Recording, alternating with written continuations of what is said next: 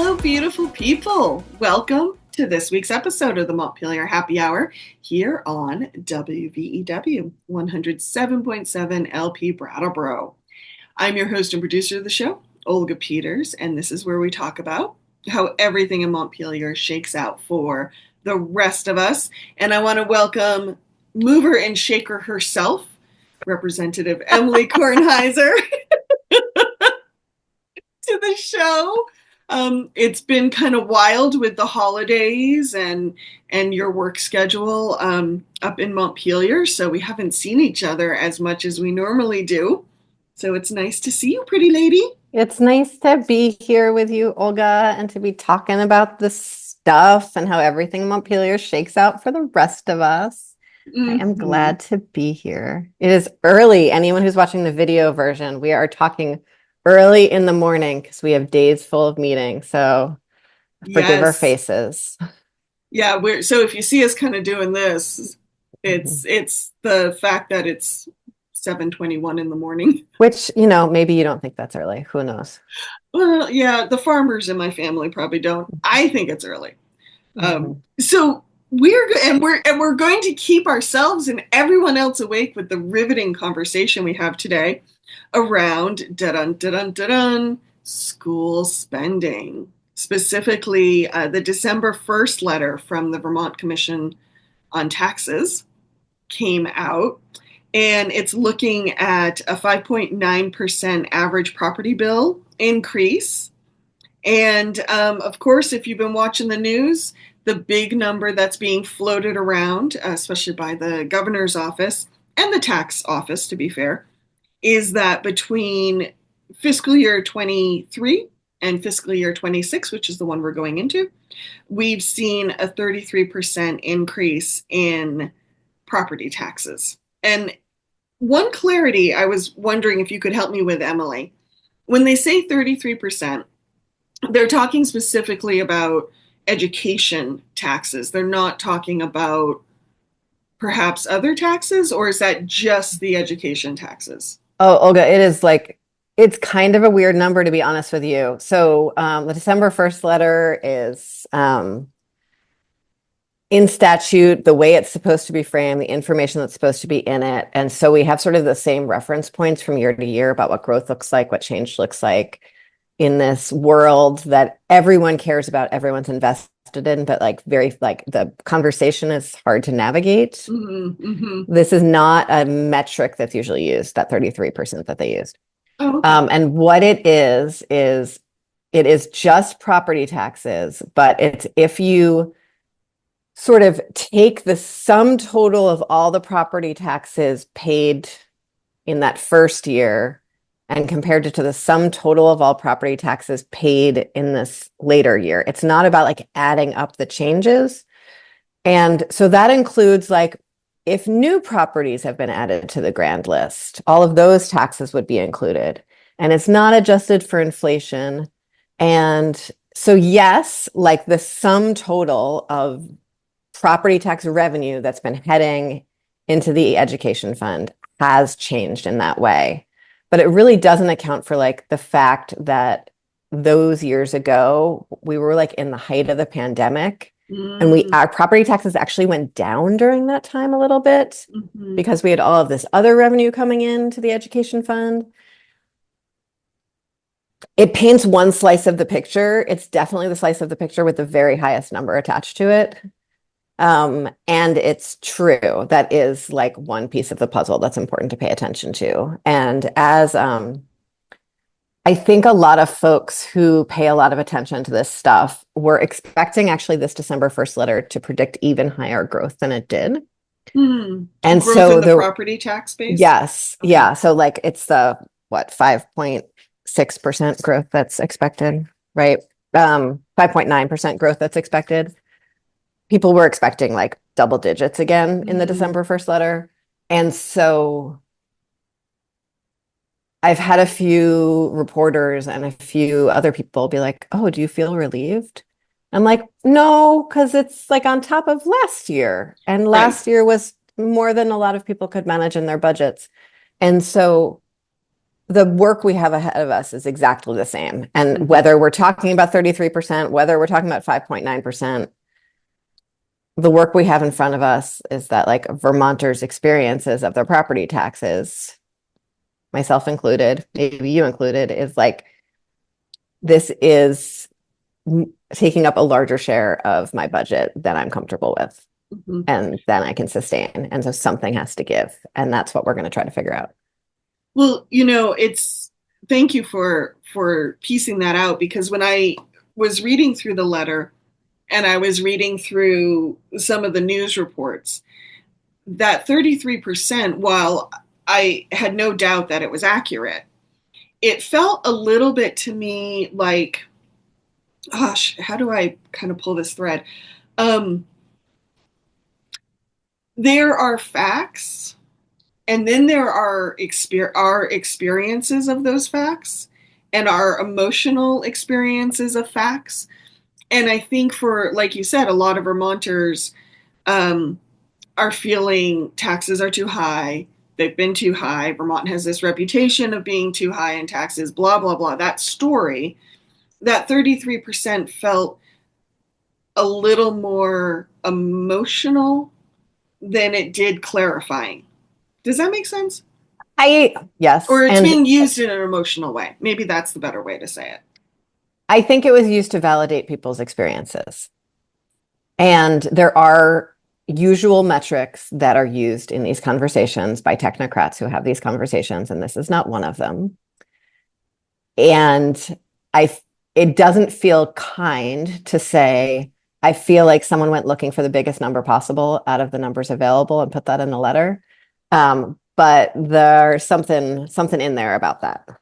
Which is, but like, again, it's a real number that's real, that really happened, that says something about both how our property taxes can fluctuate to fill up a bucket that's required to be filled by the way we have structured our education system, and how people's property taxes are dependent on all these other revenues that can fluctuate a lot. Right. There's a puppy whimpering a lot near me, and I'm just going to mute for a second while I give them permission to come. Poor puppy.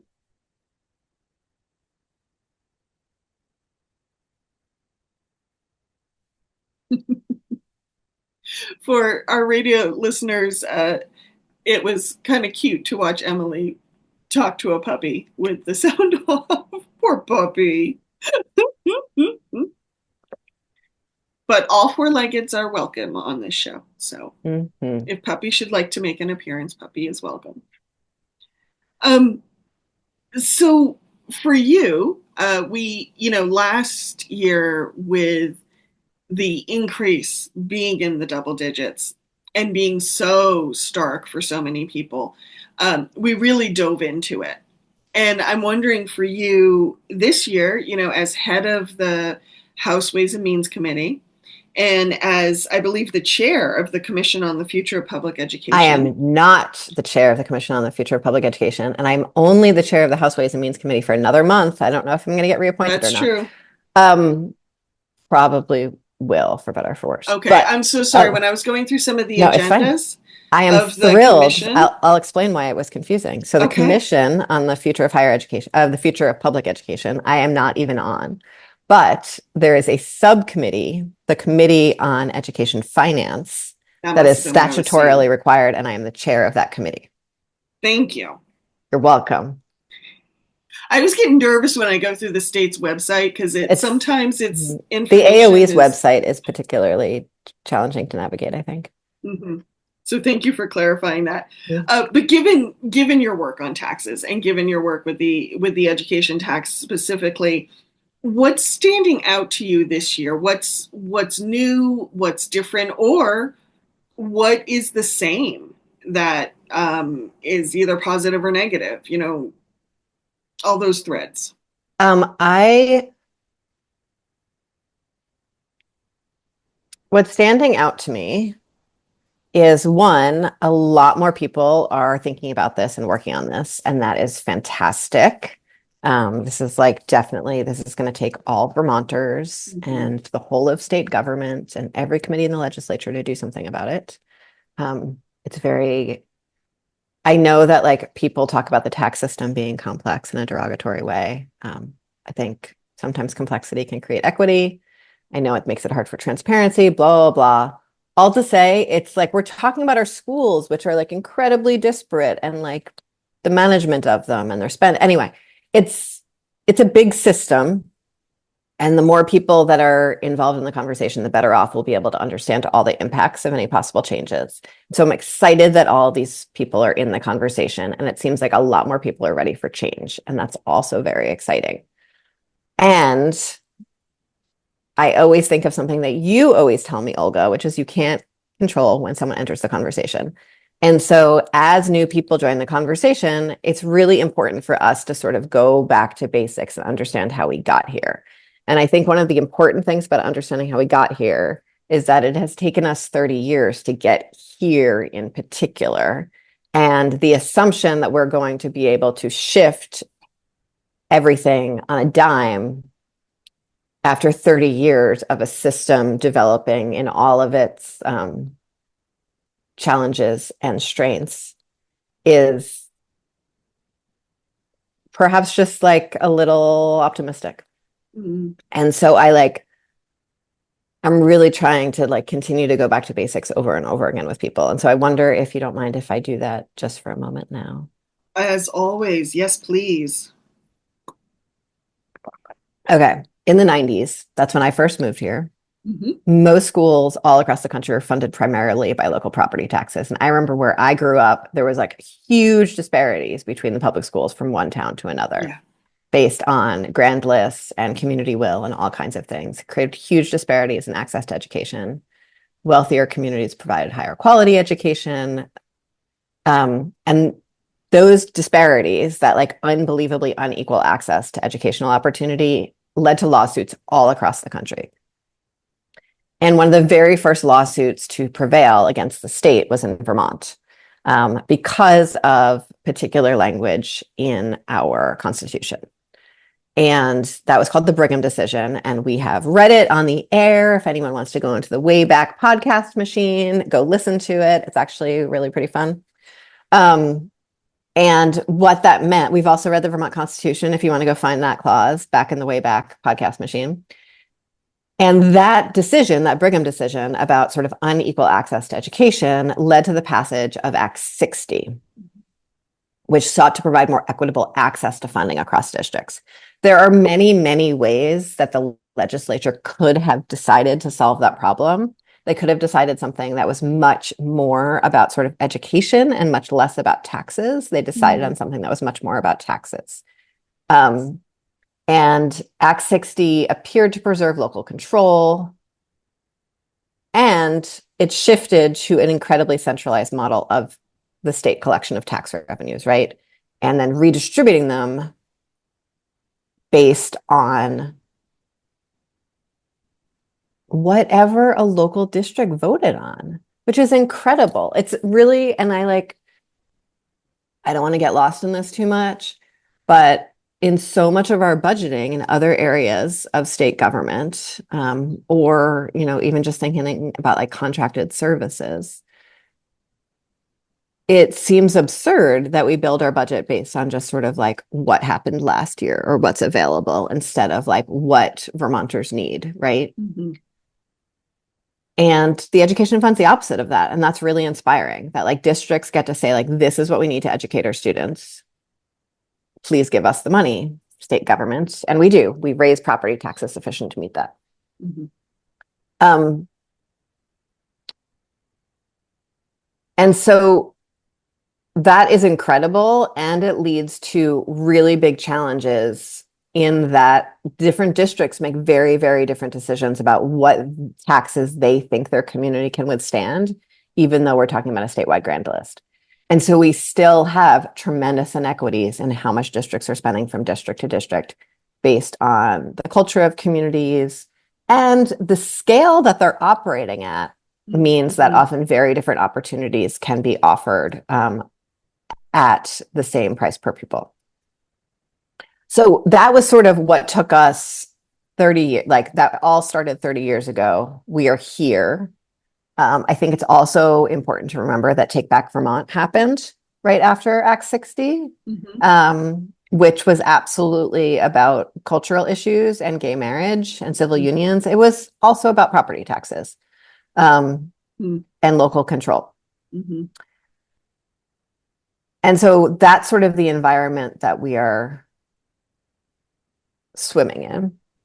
Last year, a combination of factors accumulated into what like everyone started calling the perfect storm, which is like become a very boring cliche of a metaphor, but it's now it's just what we say, People right? get it.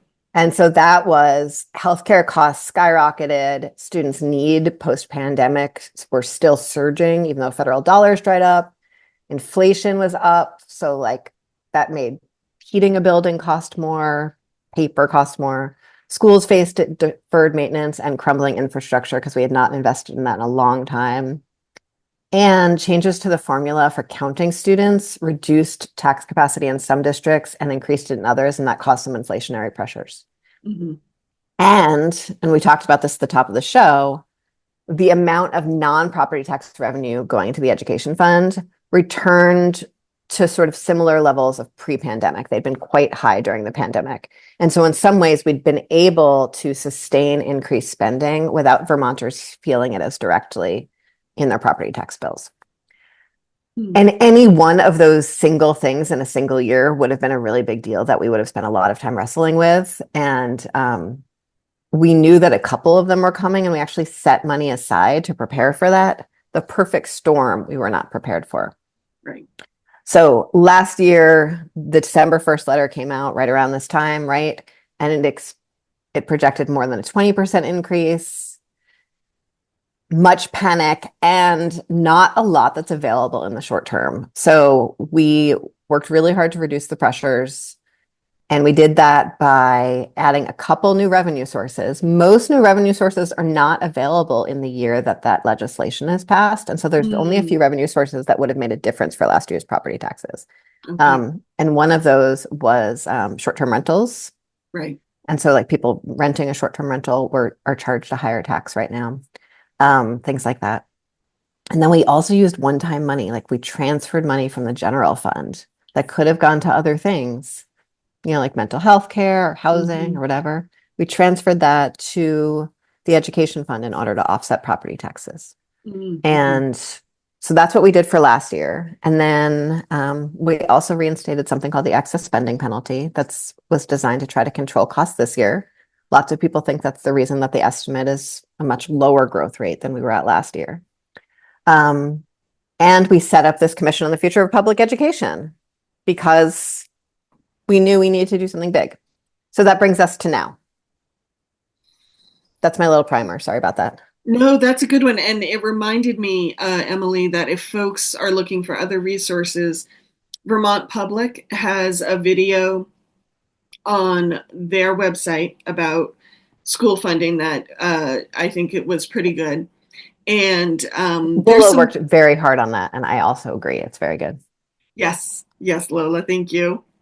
Um, and then also the Agency of Education just came out with a report end of November, beginning of December. No, closer to September. Anyway, No, it was recently. November. I was in Nash. It was 2 weeks before Thanksgiving. Okay, thank you. Yep. That looks at Vermont's funding system and compares it to some other states. And there are some explanations in there that I think are also fairly good, even though I have questions about some other parts of the comparisons. Not like, oh, this is bad or the report's bad kind of questions, just like, I'm not sure how this would work. Regardless, there are some good explainers in that report. So I encourage people to check out the Agency of Education's website too. So how do I want to ask this? We'll get into talking about the commission after we hear from some underwriters. So I guess my question is like, what's the next steps? Because, last session, at the last biennium, lawmakers really pivoted hard to try to deal with that double-digit increase. And there Mm-hmm. were some things that you were able to do and some things that you weren't. Mm-hmm. Um, but I think one thing we have known for a long time in Vermont, uh, and was really highlighted with those double digits, is there are some systemic things in our school systems and in our funding system that just need to be looked at. Mm-hmm. And so, what are those threads? Are there some systemic things at this point that have come to light, or will we not know that until the commission goes through, a good year or so of work? Well, Olga, you said you wanted to talk about the commission after the break, so now I don't know what to do. Oh, okay. Um, I have stumped. I have stumped Emilie. Well, I guess. I guess what I would say is we know that we need to make short-term solutions available for this year. And we know that this year we need to set in motion long-term sustainable systemic changes. Mhm, And the way we are figuring out what is on the table, what policies we need to be looking at, is through the commission and the finance subcommittee. And the thing that has come the most strongly to light in all of that, and then again, we can talk about that more after the break, is, and I don't want to say like this is a new epiphany, but like it's mhm, been really like very solidified, and there's a lot of agreement on this, is that like no one thing is going to make a difference on mhm, this. There's no one, Laura Collins, who's like one of our, regular guests here, um, does this fiscal briefing for the legislature once a year. And she always does this fun game where she like sets up one of those like polls that you do on your phone, or she has people vote with their hands about like, what do you think is like the biggest reason that we don't have, what do you think is the reason that like we have a housing shortage? And everyone gets mhm. like really into their reason. And then she's like, it's everything, people. And like everyone falls for it every time. It's pretty fun. Um, and the public education system is exactly the same. Like there are significant changes and challenges in how we deliver public education in Vermont that are based on like 100 years of evolution and Mhm, need some significant zhuzhing. And then there's a lot about our tax system that really reinforces some of the negative behaviors of the delivery system. mhm. And Interesting. so the way those two things interact with each other means that significant changes are going to need to be made in both. And some of those are like little tweaks, but without that little tweak, the big thing won't work. And Mhm. so that's what we're sort of going to be picking up as the year begins. Okay. Um, we have about 5 minutes left before we hear from some underwriters. So I hope this isn't opening a can of worms. But one question that keeps coming up to me is the other big education change we made was with Act 46, and school governance and that sort of thing. In some ways, I'm wondering, was it successful? Is there still more work to do around like did Act 46 help where we are? Like it was Yeah. such a big change for so many people that. So there have been a number of times we have made changes to our education system in the last 30 years. There was Act 68, which came a few years after Act 60. Mhm, There was Act 46. There was Act 173 that really completely changed how we deliver special education right, services. right. There was Act 127 that changed how we counted students.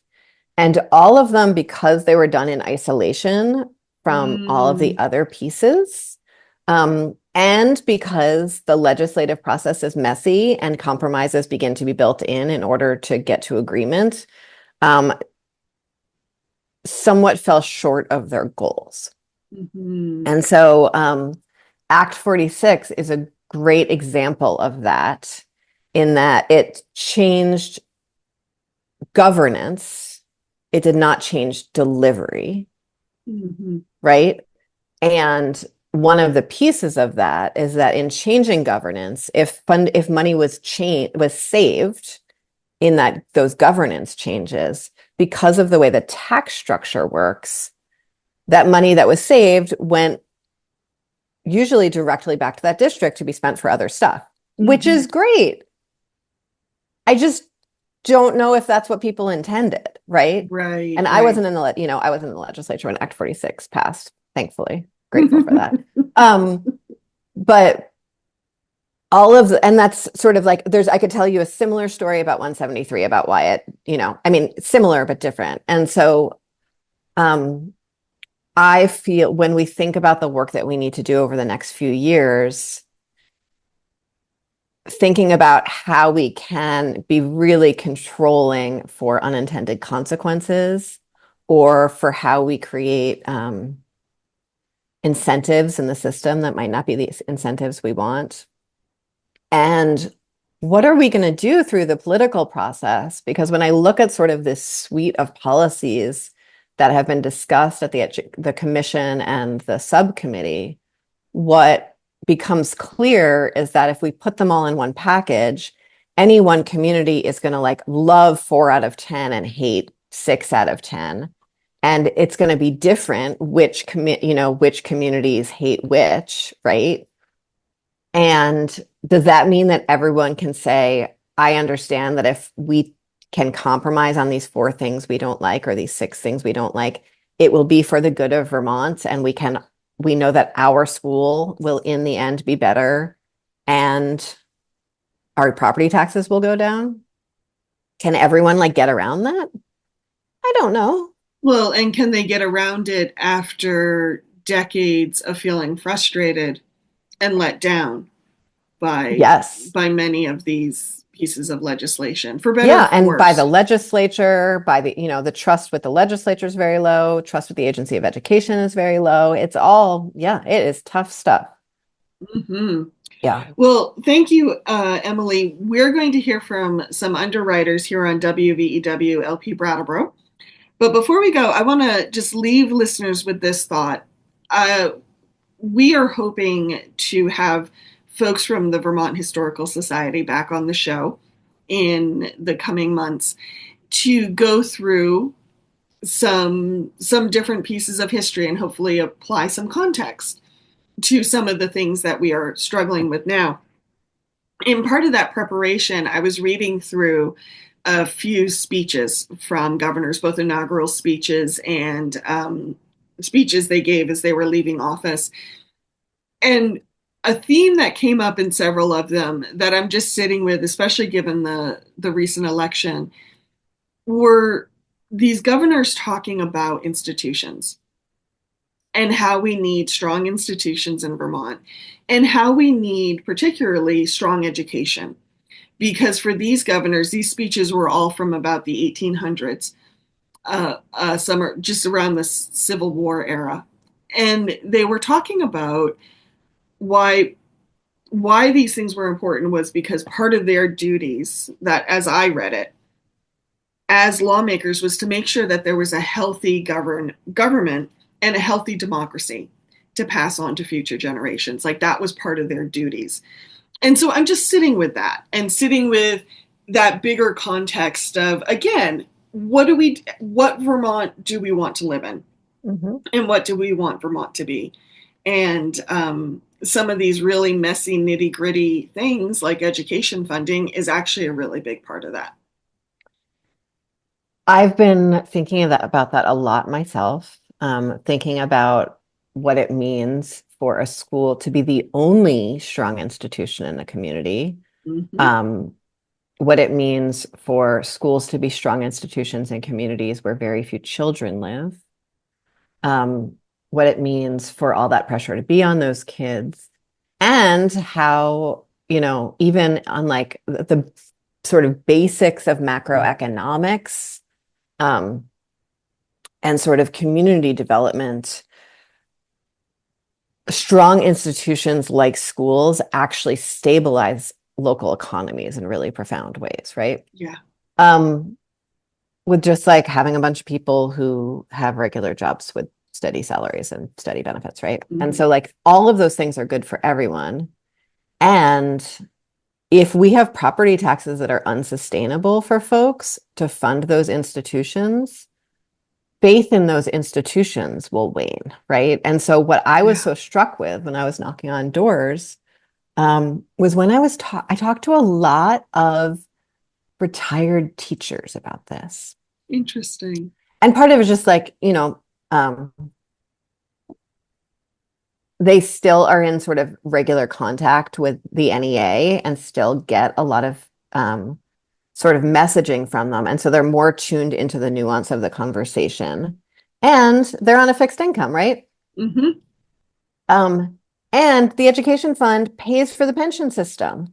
So they like are living a very extreme sort of crux of the problem, right? Mm-hmm. And they don't feel like it's okay, that like what's happening right now is okay. And so I feel like if the retired teachers are like, oh my God, you have to do something about this, then that feels to me like a canary in the coal mine, right? Because I think most people would assume that like retired teachers would go vote yes on school budgets for the most part, right? And so that's what we're going to need to work with. But it's really like each of these localized conversations, I think really comes from a place where most people really do understand the profound value to their schools, right? Woodstock had a school board meeting the other day, and in order to keep their taxes lower, they're planning on cutting a bunch of arts programs.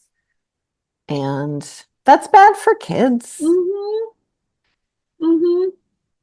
And so everyone's like, state, fix this so that we can all have all the things. Yeah, so we can have nice things too. Mm-hmm. Yeah. Yeah. Yeah. And it's hard because it needs to be all of us, right? Exactly. Exactly. Mm-hmm. So hang tight, folks. Emilie and I will be right back after we hear from some underwriters. Welcome back to the second half of the Montpelier Happy Hour here on WVEW LP Brattleboro. So glad you can join us. If you are just joining us, I'm the host and producer, Olga Peters, and I'm speaking with regular contributor, Representative Emilie Kornheiser from Brattleboro. We are talking education financing and want to quickly do some housekeeping. Thank you, BCTV, for taking the video version of this show and sharing it with stations around Vermont. And Emilie, what do we remind listeners of?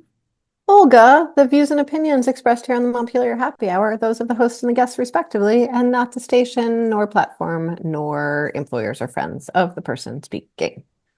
Why, thank you.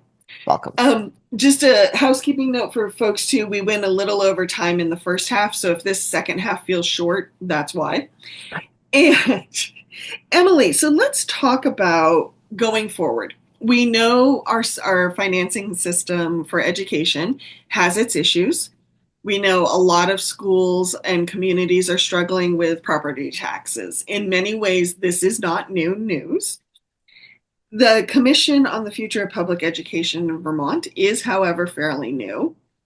So let's quickly just give people a touchstone on what the Commission is hoping to do and how it's planning to do it. So the commission had an interim report that is due on December 15th. Okay. And that report was really driven by the work of the Education Finance Subcommittee. And what that's going to look like is a very well organized and comprehensive laundry list of possibilities of what could be done for education and what it might look like to think about those things. They're not going to be recommendations, they're going to be considerations. And just then a place so people have a starting point, basically. A starting point, yes. Like. Yeah. Mm-hmm. Like a starting point that's informed by all of these folks who know so much about our education system. Mm-hmm. And then from there, we will, the commission itself is going to continue really working on the rest of its charge, which is like, how do we actually run this wild system? Yeah. So they have a bunch of charges sort of separate from the issue of property taxes and delivery. The considerations are, there's more than 20 of them. And so I've been like really struggling with how to talk about them in a way that's interesting to anyone. And so I'm going to give it a go right here. How's that sound? That sounds great. Okay. You get a So sneak preview, folks. sneak preview. So there's one sort of cluster of recommendations that is about sort of effective and efficient delivery. So it's things like class sizes, school sizes, district sizes. With a lot of us, so the folks who think that's a good idea, that we need to be really sort of focusing on larger class sizes, larger school sizes, larger district sizes, are looking at evidence, national evidence, that all three of those things lead to better opportunities and better outcomes for kids. And a lot of teachers actually talk about how sort of larger class sizes are easier for them to provide a more quality education, which I think is interesting. Because it feels a little counterintuitive if you're not a teacher, which I am not. And there's sort of a lot still to be decided about how that might be applied differently in a rural versus urban environment. A lot to be decided about, this ongoing Vermont question about like geographic necessity and how, like, when that is real and when it is a political construct. And what is the appropriate size and scale in Vermont? What we have right now are not small schools, they're actually micro schools. And so what we call a large school here would be considered a small school, like anywhere else in the country, even incredibly rural places. And so what like a shift like that would look like, and what's appropriate, and clearly what's appropriate for a kindergartner is different than what's appropriate for a 12th grader. Right. And then in that, it's how do things like pre-kindergarten fit in? How do things like career technical education, early college, how do all of those things fit in? Because they really do impact the scale of the building and the infrastructure. And they also impact the number of kids in classrooms. And right now, our system is really incentivized and disincentivized in really weird ways around what schools offer pre-K, what schools and how much pre-K they offer, whether or not kids attend a career technical education system, what happens to kids who do early college or dual enrollment. And so like that's all sort of part of that big conversation. Okay. Then there's a whole big cluster of work around support services, we'll call it. That's special education, mental health care. And so in that system, are we delivering services in a way that kids are getting their needs met? And what is the balance between contracting services and delivering those services in-house, delivering those services by trained professionals who might need to be paid more versus lesser trained paraeducators who are sort of like behavioral managers in seats, but there might be so many of them, they actually wind up costing the system more. There's a lot of evidence that what we're doing now is not working at all. And we passed Act 173 to change that in the special education context. And we haven't changed it yet. And there's a lot of federal requirements that are woven into that that need to be taken into consideration. So that's like that whole chunk. And special education and mental health are different. They just have some similar challenging dynamics in terms of shifting the landscape. Well, and it probably is worth noting too that when you're taking care of children, you're also taking care of families, and some of these services also have to serve families as well. And I can imagine in some very rural areas, the school is the one institution that could deliver some of these wider services. Yes, and we have a really great model, a federal model, in something called community schools that is being piloted in Vermont. And so that's sort of part of that conversation too. And one of the reasons this costs so much is partly because of our like labor force scarcity issue, is one of the reasons that the mental health care system is so fragile right now. But also, over the last 30 years, the delivery of sort of human services work has been really slowly devolved, like from the feds to the state, to municipalities, and then to schools as sort of the last stop of people who are picking up the pieces. And that's one of the challenges there. So, okay. So I've two big chunks of stuff. The next one, and we're still in the education delivery slice. There's also a whole tax slice that we'll get to. So the next slice of stuff is things the Agency of Education have done in the past, might not be doing now, or could do and do in other states that would make administrative services way more efficient and effective, right? So that's stuff like curriculum standards and curriculum templates and best practices and like bulk purchasing, like way wider dissemination of all kinds of things from like a top down in order to serve, up model. Because right now, for the most part, every district is going at it alone and like reinventing each wheel. So that's a whole slice of stuff. And then there's like the facilities question, right? And so like, what are our facilities? Are they serving kids the way they need to? Are they set up the need to? Really ties into the changes in class sizes, school sizes conversation, right? All of that. Infrastructure. So that's like, those are all the things that likely need to be changed in our education system in order to really make a difference, in order to make our schools better and save money. And that's kind of magical that like maybe we could actually do both of those things at once. What you just gave for examples makes me think about my friend who, this example won't hold up exactly now because it was from pre-universal meals, but she was a school secretary and it was her job to put together bills for school meals. So again, before universal meals.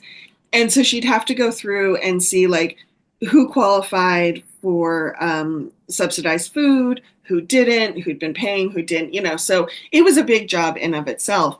But the part that always stood out for me is she collated this information on behalf of like 3 different elementary schools. And one of the things that always took her forever was that nobody was using the same spreadsheet. And so nobody was collecting the same information and outputting the same information. So before she even started, she had to like take these 3 different spreadsheets and make them work together before she could start sending bills to families who still needed to pay for school lunch. And it was so much wasted time on her part. And so it's an enormous amount of wasted time on her part. It's likely that the amount of time she was paid is less than they ever actually brought in on school meals. More. Like her position the amount they right? paid her was probably more than they ever brought on school meals. But also the amount of wasted time with all of those offices creating their own spreadsheets, right? So yes, that is one of the many, many things like that. And then there's also the slice of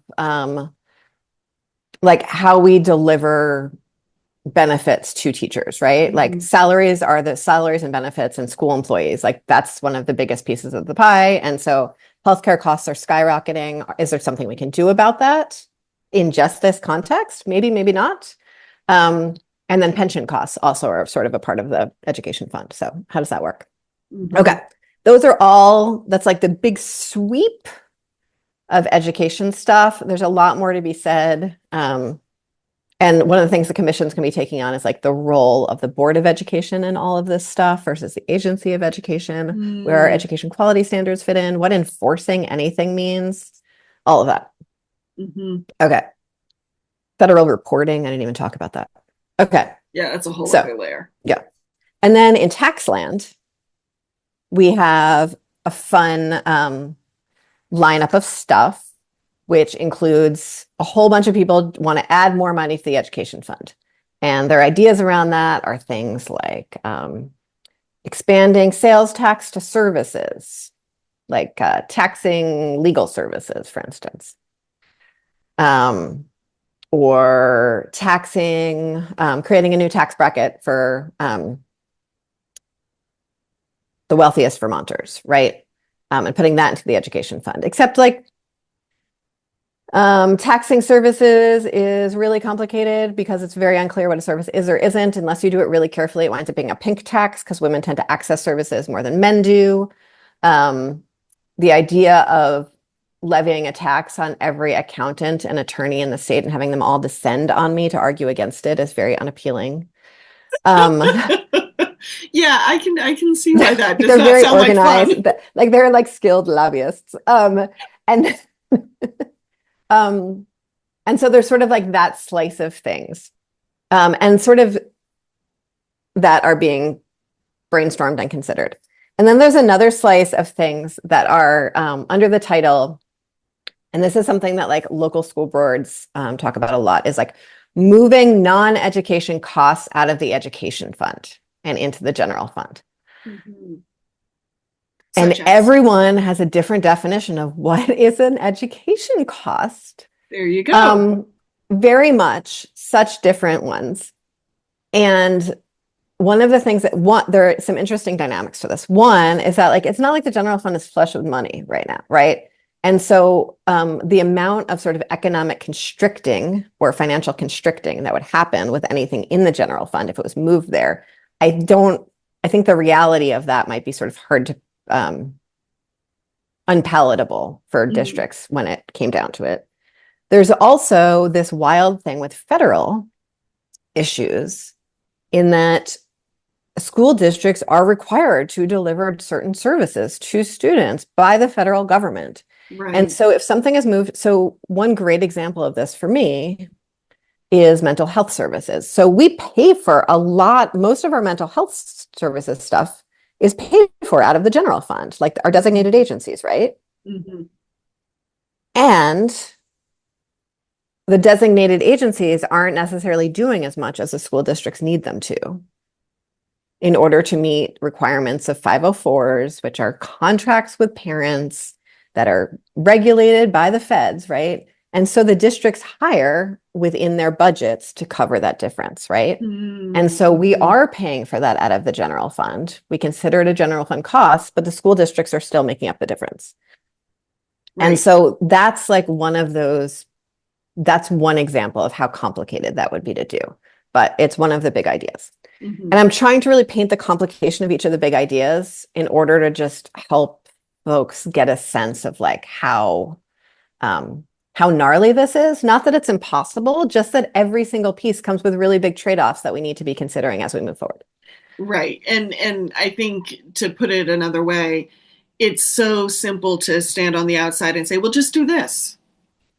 Or what I hear at a lot of meetings is, "Well, when I was in school, da da da da da, we didn't have da da da da da." And it's like, well, of course you didn't have computers. They Mm-hmm. hadn't been invented yet. Um, and so it's not a simple, oh, just do this. Yeah, exactly. Um, and so let's see, another big category from there is changing just like who pays and how property taxes. So that's things like changing the common level of appraisal stuff, changing the property tax credit, things like that. Mhm. And then sort of similar in that bucket is things that cost the education fund money that maybe Mm. shouldn't. So that is current use. Hmm. Um, Okay. that is TIFs, tax increment financing districts. Huh. So there's a bunch of ways that we adjust the property values, taxing churches. I don't know. There's a whole bunch of ways that we adjust the property values that you could think of as costing the education fund money. You could think Hmm. of it as just appropriately valuing those properties. Hmm. Up for debate, one of the pieces of the puzzle. Hmm. And then the last category is like taking the whole property tax thing apart and putting it back together. Oh, I forgot also in the new revenue is taxing second homes differently than regular homes, Hmm. right? So that's new revenue possibly, or just changing the ratio of how people pay property taxes. Hmm. Okay, last category is like we change this whole thing. One of the challenges that we saw with Act 46 or Act 173 is we put forward ways that we thought were going to save the system money, that would essentially sort of force quality and efficiency in school systems. But what we saw was that districts that had a propensity to pass budgets and spend tended to pick up that slack and put it in something else, and districts that didn't. And so that sort of widened the gap further between haves and have-nots. What would it look like if we said to districts, actually, this is how much money you get to spend per weighted pupil in your district, and we will raise money sufficient to do that. Mm-hmm. But we can't have these huge changes from district to district in how much we're spending. Mm-hmm. And in order for that to work, we would need to do all that stuff sort of above the line, right? Like we would need to do all those things that make it easier to actually run a school. Because some schools are like sort of at their peak efficiency and effectiveness, and some aren't. And that's mostly accidents of history and like having the right leader at the right time, having the right buildings at the right time, right? Not anything like, it's not anything that we can control today. Right. And so we need to compensate for it. And so that's the great big swath of things. And that entire list that I just recited for the boredom of all of our listeners, very, very few of those things will make any difference on this year's property taxes. And so likely we will, the conversation that we're having is about transferring money again from the general fund to cover the difference the way we did last year, in order to sort of buy ourselves more time for these big systemic changes. Not buy ourselves time to pass these systemic changes, just buying ourselves time for them to take effect. Well, because one of the things you don't want people to do is to make systemic changes in the throes of panic, or the throes of not understanding something, reactive changes rather than. And every one of these changes takes like a pretty decent amount of modeling to see what would the impacts be. And the Agency of Education, their access to quality data is really very, very low right now. They've been quite hollowed out over the last few years, and they are trying to rebuild their data infrastructure, but it is a slog. And so they're real, like, one of the challenges with the Commission on the Future of Public Education is they have not had the data yet that they needed in order to make recommendations, which is one of the reasons they haven't. Yeah. You have mentioned that before about sometimes in Vermont when we need to make decisions, we actually haven't been collecting the data or had the capacity to collect the data that could actually help us make decisions. It's one of my top 3 legislative themes, Olga. Why everyone loves me so much, because I am just filled with pep and hope. For data? Yeah. Like a very electable quality. A deep love of data. Yeah, in a world where nobody cares about until they see their own tax bill go down. Yeah. Well, on that note, I know you need to get to another meeting, and so we should probably wrap up. Any thoughts for listeners as we head out to keep an eye on, or public engagement opportunities? Oh, thank you. So the Commission on the Future of Public Education actually is doing like very comprehensive public conversations in every county in the state. They have not come to Windham County yet. I think they've been to 3 counties so far. And so they're continuing those. People should look out for that. You can tune into any of these meetings I'm telling you about. It's like a Teams link or a Teams recording on the AOE website. Olga, you can link to that if you want. It's a lot. And folks should stay tuned for this interim report from the commission, which will be out on December 15th. Looking forward to that. Yeah. And in the meantime, Emilie, how can people find you? Folks can go to emiliekornheiser.org and you'll find links to all my social medias, sign up for my newsletter, stay connected. Fantastic. Well, thank you. And as always, you can find the Montpelier Happy Hour on WVEW LP Brattleboro every Friday at 2 p.m., rebroadcasted on Wednesday mornings, and of course, BCTV and wherever you subscribe to your podcasts. Thanks so much, everyone, and take care. Have a good weekend.